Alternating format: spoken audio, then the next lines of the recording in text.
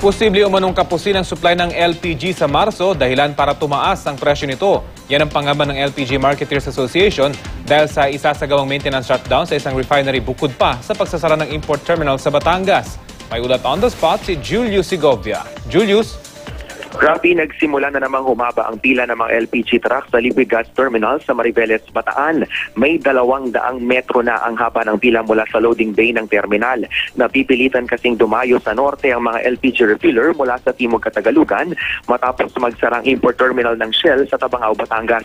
Ang sitwasyong ito ang sentro rin ng pagdinig ng House Committee on Energy ngayong araw.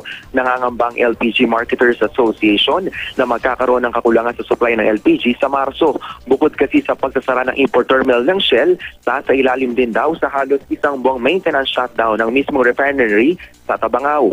Sa taya ni LPG, may Party List Representative Arnel T, higit 15 million kilos ng LPG na mula sa main refinery ng Tabangao Terminal ang mawawala sa supply chain. Dahil sa maintenance shutdown, lalo lang daw mawawala ng supply ng Isla Gas at iba pang independent players.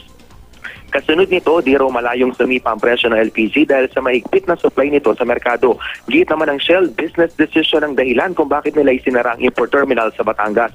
May 3 dekada na raw ang edad nito dahil may kalumaan na hindi na rin daw ligtas ang terminal kung magpapatuloy pa sa operasyon. Sabi naman ng DOE Rafi, kaya naman daw manghimasok ng gobyerno kung business decision ang dahilan ng pagsasara.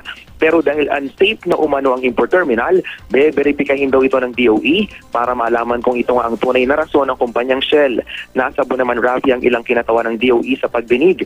Hindi kasi nila masagot ang ilang tanong ng mga mambabatas kaugnay sa kasalukuyang presyohan ng LPG sa merkado at ano ang gagawin ng ahensya sa supply situation. Wala sa pagdinig si Energy Secretary Jericho Petilla dahil sa oral argument sa Korte Suprema siya dadalo.